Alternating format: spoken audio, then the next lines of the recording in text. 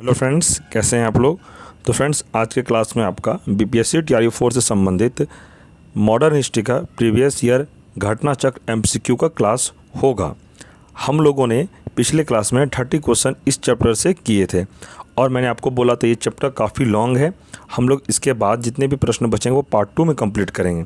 आप लोगों ने अगर पार्ट 1 क्लास अभी तक नहीं देखा है तो चैनल पर प्लेलिस्ट बना हुआ है, आप लोग क्लास ज़रूर देखें।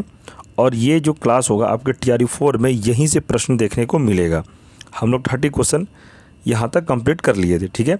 आज जो क्लास हम लोग करेंगे 31 से करेंगे और मैं आपको यकीन दिलाता हूँ आज जो आप क्लास कंप्लीट करेंगे यहाँ सबको 6 से 7 प्रश्न एग्जाम में देखने को मिलेगा। 2 पार्ट में यह क्लास आपको करवाया गया है। दोनों पार्ट अगर आप अच्छे से देख लेते हैं तो 6 से 7 प्रश्न आपको एग्ज़ाम में देखने को ज़रूर मिलेगा, क्योंकि बीपीएससी टीआरई 4 में सबसे ज़्यादा प्राइमरी लेवल में 18 से प्रश्न पूछा जाता है पीआरटी टीचर के लिए।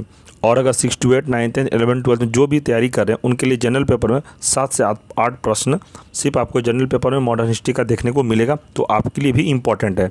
तो आपको ये नहीं सोचना ये हमारे लिए इम्पॉर्टेंट नहीं है, सिर्फ ये पीआरटी के लिए ऐसा नहीं है। ये पीआरटी से लेकर पीजीटी तक किसी भी क्लास के लिए आप लोग तैयारी करें, सारे स्टूडेंट के लिए इंपॉर्टेंट क्लास है, ठीक है। तो चलिए शुरू करते हैं।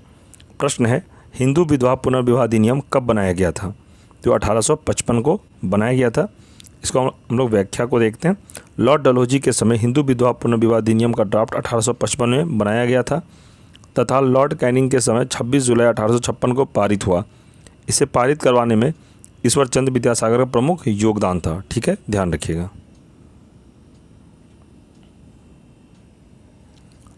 राजा राम मोहन राय द्वारा निम्नलिखित में से कौन से सामाजिक धार्मिक आंदोलन की स्थापना की गई। तो ब्रह्मा समाज की स्थापना की गई। व्याख्या में दिया गया, राजा राम मोहन राय को भारत के पुनर्जागरण का अग्रदूत व आधुनिक भारत का जनक कहा जाता है। वे ब्रह्मा समाज के संस्थापक, भारतीय भाषाई प्रेस के प्रवर्तक, जन जागरण और सामाजिक सुधार आंदोलन के प्रणेता तथा बंगाल में नव जागरण के पितामह कहे जाते हैं, ठीक है, ध्यान रखिएगा। आगे है, निम्नलिखित में से सती प्रथा का उन्मूलन किसने किया। तो सती प्रथा का उन्मूलन लॉर्ड विलियम बेटिंग ने किया था, ठीक है। व्याख्या दिया गया, सती प्रथा में विधवा पत्नी को मृत पति के साथ चिता पर जिंदा जला दिया जाता था। सती प्रथा का पहला अभिलेख के साक्ष्य 510 ईस्वी का भुगतान भानुगुप्त के एरन अभिलेख में मिलता है। राजा राम मोहन राय ने इस अमानवीय प्रथा के विरुद्ध निरंतर आंदोलन चलाया। इनके पूर्ण और निरंतर समर्थन का ही प्रभाव था कि लॉर्ड विलियम बेटिंग ने 1829 में सती प्रथा को बंद करने का कानून बनाया था, ठीक है, ध्यान रखिएगा। आगे है, निम्नलिखित में से किसने भारत में थियोसॉफिकल सोसाइटी की स्थापना की। तो यह मैडम ब्लेवेट्स्की तथा कर्नल ऑलकॉट ने करवाया था, ठीक है।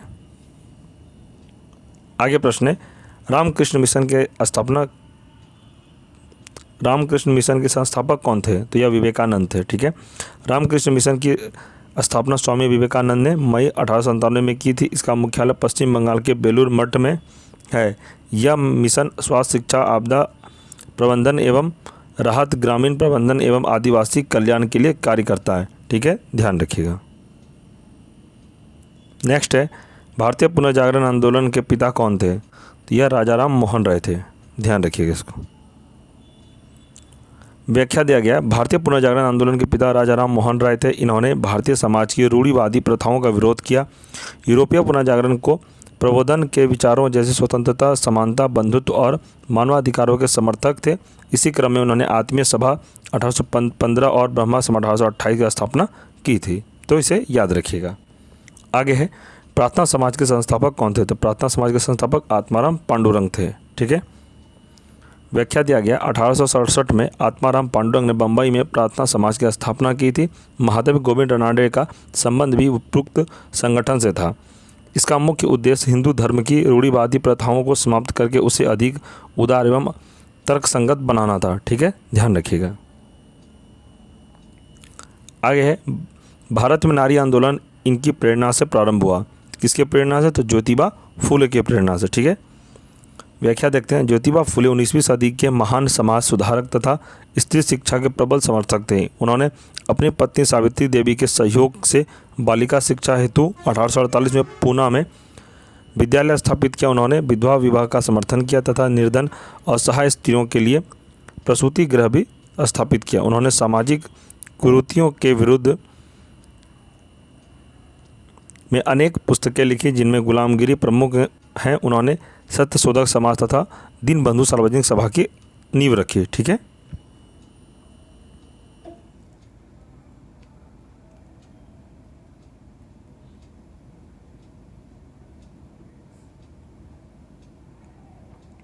आगे प्रश्न है, राजा राम मोहन राय द्वारा ब्रह्मा समाज की स्थापना की गई 1828 ईस्वी में। ठीक है, इंपॉर्टेंट प्रश्न है, याद रखिएगा। ब्रह्मा समाज की स्थापना राजा राम मोहन राय ने 1828 में की थी। इस संस्था में नया जीवन फूंकने और इसे एक ईश्वरवादी आंदोलन के रूप में आगे बढ़ाने का श्रेय महर्षि देवेंद्र नाथ टैगोर को है।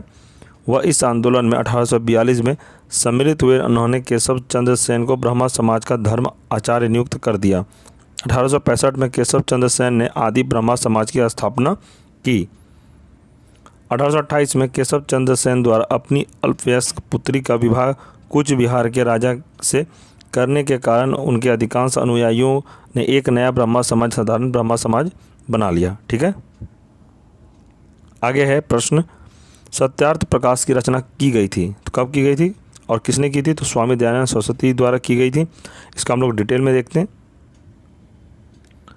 प्रश्न अगला है, हम लोग उस प्रश्न का आगे डिटेल में पढ़ते हैं। ठीक है, दयानंद सरस्वती द्वारा स्थापित है, क्या स्थापित है? तो आर्य समाज। ठीक है, व्याख्या दिया गया, स्वामी दयानंद सरस्वती 1875 में बम्बई में आर्य समाज की स्थापना की। इनका जन्म 1824 को गुजरात के मोरबी रियासत में हुआ था। इनके बचपन का नाम मूल शंकर था। इनके सभी विचारों का संग्रह इनके ग्रंथ सत्यार्थ प्रकाश में है।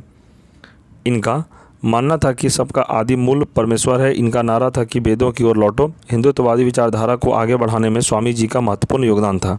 1863 में झूठे धर्मों का खंडन करने के लिए उन्होंने पाखंड खंडनी पताका लहराई। ब्रह्मा समाज के संस्थापक राजा राम मोहन राय थे और प्रार्थना समाज के संस्थापक महादेव गोविंद रानडे थे। बहुजन समाज ज्योतिबा फुले और भीमराव अम्बेडकर से संबंधित थे। ठीक है,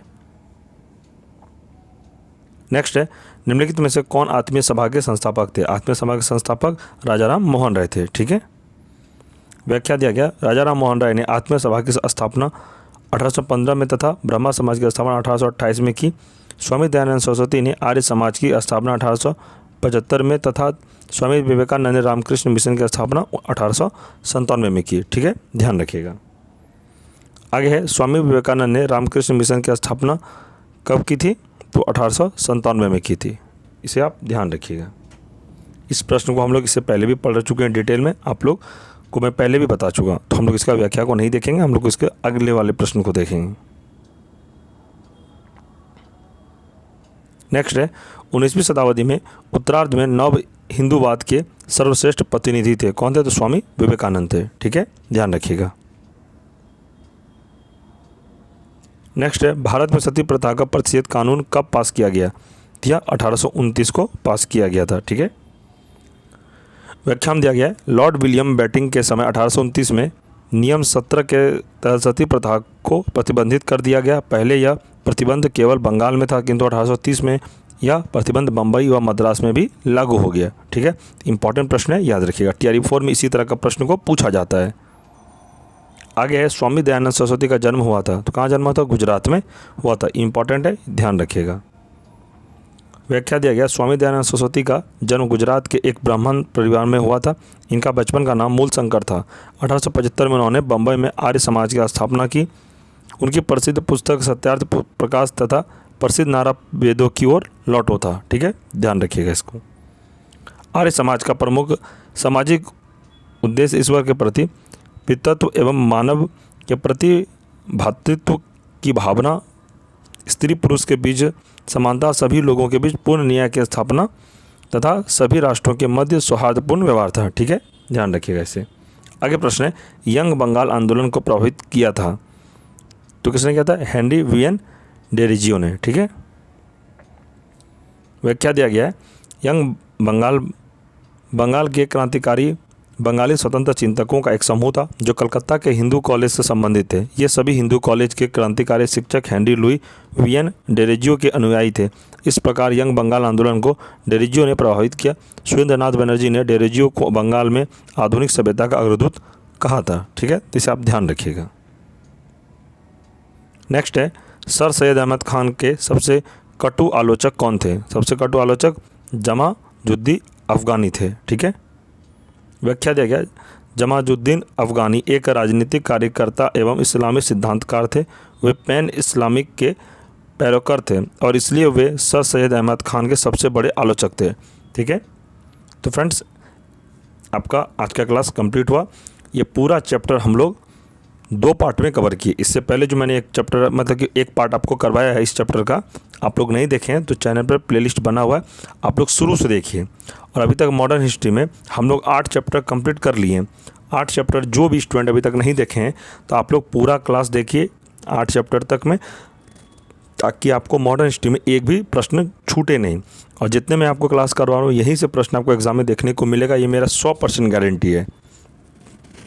और इस क्लास का आपको PDF नोट्स चाहिए तो टेलीग्राम ग्रुप को जरूर ज्वाइन कर लें। टेलीग्राम का लिंक इस वीडियो के डिस्क्रिप्शन में दे दिया गया है, ताकि ग्रुप जब आप ज्वाइन कर लेंगे जितने भी क्लास होगा सभी का PDF note study material group में ही सेंड किया जाएगा। ठीक है फ्रेंड्स, तो और फ्रेंड्स आप इंडियन ज्योग्राफी का भी क्लास देखिए और मॉडर्न हिस्ट्री में जितने भी मैंने अभी तक क्लास करवाया है सारे प्रश्न प्रीवियस ईयर के हैं, ताकि BPSC द्वारा कौन सा पैटर्न रखा जाता है, कहाँ से कौन सा चैप्टर से प्रश्न पूछा जाता है वो आपको समझ आए। इसलिए मैं आपको चैप्टर वाइज क्लास करवा रहा हूँ, ताकि आपको समझ में आए कि इस चैप्टर से BPSC कितने प्रश्न पूछता है और कौन सा एग्ज़ाम अभी तक कहाँ से कितने प्रश्न पूछा गया है। मैं चाहता तो सारे प्रश्न को एक ही वीडियो में कवर करा सकता था, लेकिन नहीं, मैं चैप्टर वाइज आपको करवा रहा हूँ, ताकि आपको जिस भी चैप्टर में ज़्यादा प्रॉब्लम हो आप उसी चैप्टर का वीडियो ओपन करके क्लास देख सकते हैं। ठीक है, और किसी भी स्टूडेंट को कोई भी डाउट हो आप कमेंट में अपना डाउट को लिखें। आप हमें मैसेज भी करके बात कर सकते हैं। अगर किसी भी तरह का कोई दिक्कत हो आप हमसे बात करें, आप हमें टेलीग्राम पर भी मैसेज कर सकते हैं। ठीक है, और रही बात सबसे ज़्यादा कि किसी भी स्टूडेंट को मेरे से बात करना हो तो आप हमें टेलीग्राम पर भी कॉल कर सकते हैं। और अगर आपको यह क्लास अच्छा लगा हो तो क्लास को लाइक करें, अपने दोस्तों में शेयर करें जो TRE 4 का प्रिपरेशन कर रहे हैं। ठीक है, ताकि उनको भी हेल्प मिले। ठीक है, आप लोग 8 चैप्टर तक अच्छे से क्लास कर लीजिए, प्लेलिस्ट बना हुआ है, ताकि आराम से आप लोगों का कोई दिक्कत ना हो। ठीक है फ्रेंड्स, और फ्रेंड्स सबसे बड़ी बात यह है कि जो मैं आपको अभी क्लास करवा रहा हूँ ये क्लास इतना इम्पॉर्टेंट है जो कि आपको आने वाले एग्ज़ाम के टाइम जब आपका एग्ज़ाम हो जाएगा, अगर आप ये क्लास नहीं देखते हैं तो आपको बाद में पछतावा ज़रूर होगा कि हम लोगों ने सर का अगर क्लास अच्छे से देखा रहता तो हमारा एक भी प्रश्न नहीं छूटता। मैं आपको बार बार कह रहा हूँ जो मैं पढ़ा रहा हूँ ये ऑथेंटिक क्लास है और यहीं से एग्ज़ाम में प्रश्न को पूछा जाना है। ठीक है, मैं सारा एग्ज़ाम का एनालिसिस करने के बाद ही आपको क्लास करवा रहा हूँ, ताकि एग्ज़ाम में आपका एक भी प्रश्न नहीं छूटे। और इस क्लास का PDF अभी तक मैंने जितने भी क्लास करवाया है सभी का PDF टेलीग्राम ग्रुप में अवेलेबल अभी भी है। आप लोग टेलीग्राम ग्रुप को जरूर ज्वाइन कर लें। इंडियन ज्योग्राफी का भी क्लास बहुत सारा हो चुका है और भी मैं क्लास करवाऊंगा। इधर 1-2 दिन मैंने थोड़ा एब्सेंट मार दिया, कुछ निजी काम था हमारा। ठीक है, तो आप लोग अच्छे से क्लास करिए, आपका हर सब्जेक्ट का क्लास मैं करवाऊंगा। TRE 4 का भी मैं क्लास, जितने भी सब्जेक्ट हैं, साइंस है, उसका तो पॉलिटी है, बिहार स्पेशल GK है, करंट अफेयर है, सारा कुछ मैं आपको पढ़ाऊंगा। आपको टेंशन नहीं लेना है, आप अच्छे से बस पढ़िए। और किसी भी तरह कोई दिक्कत हो आप हमें मैसेज डायरेक्ट टेलीग्राम पर कर सकते हैं, या आप अपना कमेंट में भी अपना प्रश्न को रख सकते हैं। कोई भी डाउट हो आप कमेंट करें, आपके हर कमेंट का जवाब दिया जाएगा। ऐसा नहीं कि मैं किसी का कमेंट नहीं देखता, मैं सारे स्टूडेंट का कमेंट एक एक करके देखता हूँ। ठीक है, तो ऐसा नहीं सोचना है कि सर कमेंट का जवाब देंगे या नहीं देंगे। आप लोग कोई भी डाउट हो आप कमेंट जरूर करें। ठीक है, तो चलिए फ्रेंड्स आप लोग अच्छे से क्लास करिए। अगर आपको यह एक क्लास में समझ में नहीं आता तो वीडियो को रिपीट करके ज़रूर देखें, ताकि आपको सुनकर याद हो जाएगा। ठीक है, तो चलिए मिलते हैं अगले क्लास में, तब तक के लिए जय हिंद जय भारत।